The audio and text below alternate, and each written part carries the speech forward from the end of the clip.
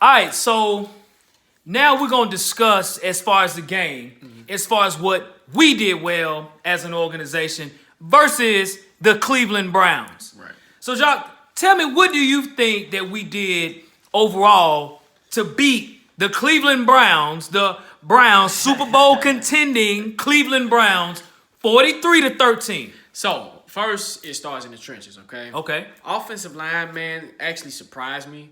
They played how I wanted them to play. Yes, sir. Mistake-free football, no penalties. I don't even think the offensive line had a penalty, bro.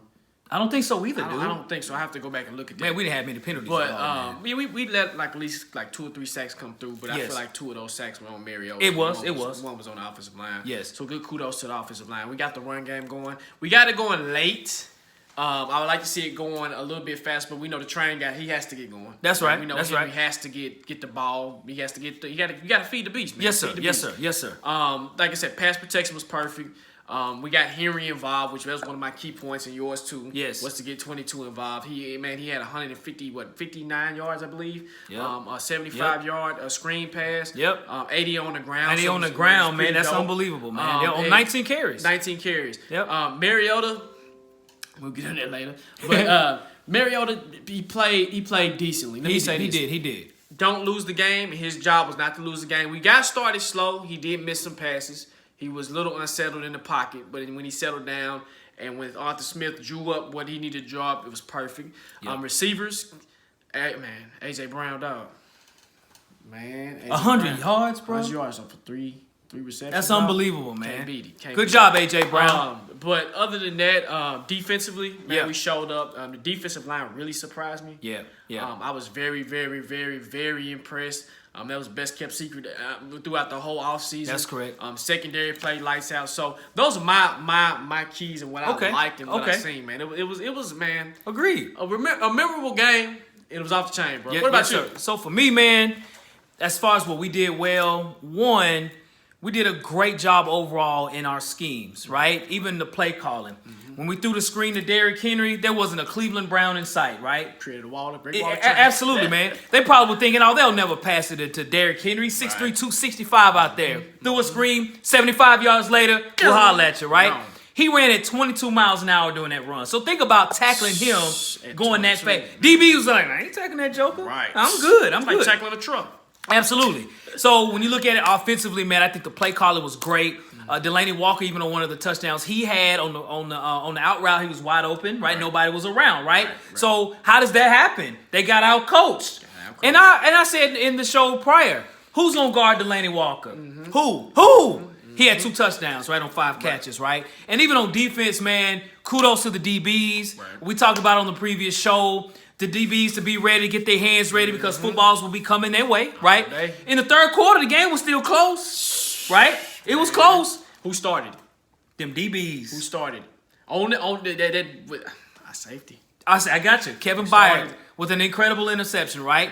And Byard, on all the picks, they were all baited, especially the Malcolm Butler pick and the Kevin Byard pick, where Baker Mayfield thought, oh, man, who are these guys, right? We baited them, dared him to throw in the middle, and what happened? Interception, right? And Malcolm Butler took his as a pick 6. And Logan Ryan, arguably, is the best slot corner in the league, right? Super Bowl winner. He has the pedigree. So if you throw it too much on his side, he's going to pick it off. And then he's going to blitz and get sacks as well. The DBs balled out. Adoree Jackson had a good game as well. You didn't hear much from him. Right. But he did his job. Great job to the defensive backs. We did create pressure on the outside with Cameron Wake, Harold Landry, Sherrod Finch. They did a really good job overall in that regard as well, too. Our defense balled out against the prolific Baker Mayfield led, Odell Beckham led, Jarvis Landry, David Njoku, Cleveland Browns. Oh, their offense, I was tell you, boy, they just that's all we kept hearing. Cleveland is. Where y'all at now, right? Right. So, as far as concerns, so I'm gonna give you my concern. All right. So in all games, even in victories, there are concerns or whatever. My concern is 84, Corey Davis. Now, I did say in the previous show that Denzel Ward would guard him up. And he did just that. Now, I'll give Corey Davis this. There were 2 pass plays. He was wide open. Marcus Mariota should have thrown the ball to him and got it to him. That's a problem in itself, too. We'll talk about that a little later. But what I will say is Corey Davis is our number one wide receiver. At times when he plays against prime corners, I'm not talking about B-list, C-list corners. He does a great job. But when he goes against the Jalen Ramseys, Tre'Davious Whites, corners that can really cover, Marshawn Lattimore, those guys, Denzel Ward is in that class. Corey Davis has a hard time getting open. If you watch the game, Corey Davis was doing all he could to get open, and Denzel just step for step with him, right? He had 0 catches. The good news, even with Adam Humphries having 1 catch, we still won by 30. So think of him having a game at all of even 3 catches, right? Been 50 to 13, right? So that's my concern, Corey Davis. For you, man, you have to work on your route running. At times we see you running and your routes look slow coming out the breaks. You got to get open. We know you can catch. Oh, Corey Davis can catch the football. He can make plays. He sure does. He breaks tackles like A.J. Brown does too, right? But he's got to work on beating these fast step-for-step corners to get open. So that's my concern. What about for you? So my concern is number 8, man. Yep. Number 8. And he had a sneakily quietly game. He had, 256, I believe, for 3 touchdowns, no interceptions? Perfect day. You think perfect day, right? It was, right? Man, we actually could have, the first half, we could have been up 21, 28 points. That's right. He missed wide open receivers. I mean, that was a route that Tajay was wide open on third, and I think it was third down. Yes, sir. And he didn't step into his throw. He got antsy in the pocket. He got the dancing. And rightfully so, his offensive line. But trust the process. Yes, sir. That's right. Trust the process. Trust that your offensive line is going to block for you. Because if he would have stepped in that throw and wouldn't have overthrew him, would have had a first down. Correct. He overthrew Corey, which Corey was right there. The A.J. Brown throw, the first throw that A.J. Brown caught, he threw it. He threw it lackluster, and he kind of threw it behind him. So A.J. kind of had to stop and catch it. Imagine if he would have threw it in front of him, AJ was able to catch it, how many more yards? He maybe would have got a touchdown. Right, correct. You see what I'm saying? That's my problem with number 8. Now he has a team around him to the point where it's going to kind of mask. It will. It'll mask any mistakes that he does. That's right. Like you said, we won 42, 41 points. We put up 41 points. Right. But that was a collective victory. That was run by special teams did their part. They did. Defense and offense. We got the best punter in the league, too, by the way. Punter, right. Special teams. You know what I'm saying? Right. So when you have that combination of complementary football, what happens is it masks any mistakes that happens from your quarterback or anybody else, but definitely your quarterback. So that's my concern going forward with Mariota is that he will have the stats. Yep. But with the big stats you have, I still see the mistakes, man. You see what I'm saying? It's your 5th year in the league, dude. Agreed. I can give you an excuse if it was your 2nd year. I can be like, okay, it's the 2nd year in the league. That's facts. He's still learning, but this is your 5th year in the league. When you are who you are. Yep. You see what I'm saying? At times he looks good. At times he looks like trash. Yep. And my thing is when it really was my only concern was he wasn't stepping into his throws. Now when he settled down, we was able to dial up play action, we were good. My thing is, too, he thrives in no huddle, right? Yep. When he's not thinking and when he's up-tempo, that's a dangerous dude. He is, man. When he has to stop and think, when he has to stop and go through his progressions, he struggles. He does. If you notice, one-look reads. If you look at Tom Brady, even look at Logan Woodside, we had the third string. Yep. When I was looking at him in preseason, man, he was going through his progressions. 1, 2, 3, boom. 1, 2, 3. Okay, third option's there, boom. You see what I'm saying? Tom Brady goes through his progressions. That's what great quarterbacks do. They go through their progressions. They figure out, okay, let me read what I need to read on the field. Mariota doesn't do that. He's a one-look quarterback. Yeah, man. And it can handle it. But that's my concern. Okay, I got you. Two good concerns, man. And concerns that people might not even really realize because we won so big, right? And against good teams, these are concerns. They are. Exactly. We play against teams that can really score the football and play good on defense. Hey. No. Yep. So, this part of the section of the show, we're going to talk about the MVP of the game, our standouts. Jock, I'm going to give you the floor on this one so far. Who do you think during the game was the standout? Man, Arthur Smith. Ooh. Our offensive coordinator. Absolutely, man. So, Arthur Smith Good job, Arthur. a perfect game. Masterpiece, bro. man. He had what he had to work with, okay? That's right, He's a depleted offensive line, man. Yep. For him to have a depleted offensive line, Yep. they look good, dude. They look good, especially on that screen pass. Yes, sir, absolutely, I mean, everybody was in the right position. They were, dude. The wall, I mean, it's just disciplined ball. Yep. On top of that, he dialed up plays where Mariota can take shots downfield. Now, Yes, Matt sir. LaFleur didn't do this. Didn't do that Yeah, last year. that's You see right, what I'm that's saying? right, He didn't yes, do that sir. last year. That's right. We were taking shots downfield. I was like, what type of Titans is this? I like Right, this. that's right. Playing complementary football, mixing it up, running, pass. And Arthur Smith, man, if we're not careful, if Mariota has 4,000 yards, 35 touchdowns to 10 interceptions or 16 interceptions, Arthur Smith's gonna be gone, dog. I hate to hear that. He's gonna be gone. I mean, That'd be a sad day in Tennessee, He's man. been here since what 10, 11 years. Yep. You know what I mean? Yep. It's Arthur Smith, man. And what I want to do, I want to see consistency. I want to see us get better each week. You know what I'm saying? Each week, Agreed. how we make adjustments. And I liked how we made adjustments. We were struggling there for a minute on offense. And he turned around, he made did. adjustments. He did. So that's my MVP of the game. Okay. All right. What about you? So to piggyback off that as well, Okay. Dean Pease. Oh, Dean Pease. Okay, I Our like it. defensive coordinator, right? I like it. He called a masterful game. Dean Pease is very familiar with the Cleveland Browns. Yes. He was a defensive coordinator for the Baltimore Ravens for years, And the right? Patriots. Exactly. So he knows the game. He's seen Cleveland. Right. He knows the players, the coaches, and things from Cleveland. So to him, it's like a walk in the park. I know exactly what to do. I've been here. Right. Dean Pease called a perfect game, man. They got out coaches in the Cleveland Browns.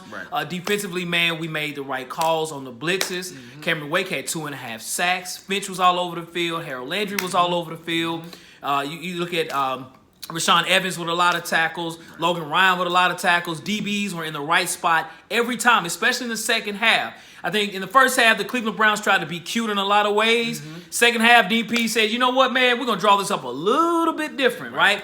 The DBs in the first half was playing more up, you know what I'm saying, on the receivers. Right. Second half, they backed off a little bit and baited Baker Mayfield. They say, Baker, if you want to throw it in this area, go ahead, homie, because we got some folks right here that's going to pick up the ball. He had 3 interceptions in 3 drives in a row, one of them being a pick 6. Exactly. That's what you call an adjustment, right? First half, Odell was starting to warm up. Jarvis Landry was warming up. Baker too. Baker was too. Njoku was warming up, right? Njoku even had a touchdown during the game. Right. So they started to be like, okay, we know what we're doing. We good. Second half, did you hear from him? Nope. Did you? Nope. Where's Odell at, right? Right. Where's Jarvis Landry at, right? We know these guys are unbelievable receivers. We get that.